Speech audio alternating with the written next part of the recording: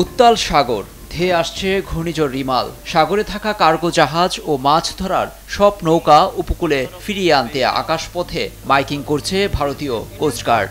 এই ঘূর্ণিঝড়ে প্রাণহানি ও ক্ষয়ক্ষতি এড়াতে এমন তৎপরতা দেখা গেছে।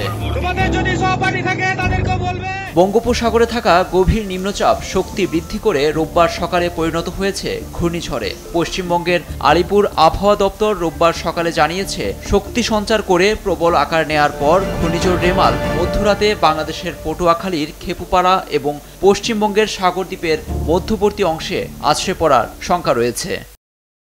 ওই সময়ে ঝড়ের গতি থাকবে ঘন্টায় ১১০ থেকে ১২০ কিলোমিটার। কখনো দমকা হাওয়ার বেগ পৌঁছাতে পারে ১৩৫ কিলোমিটার পর্যন্ত।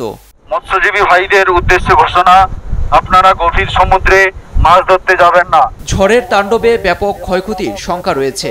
দুর্যোগ মোকাবিলায় কলকাতা, উত্তর এবং দক্ষিণ ২৪ পরগনা, পূর্ব মেদিনীপুর, হাওড়া এবং হুগলিতে সতর্কতা জারি করেছে স্থানীয় প্রশাসন। রবি থেকে সোমবার কোথাও কোথাও ভারী থেকে অতি ভারী বর্ষণের পূর্বাভাস রয়েছে।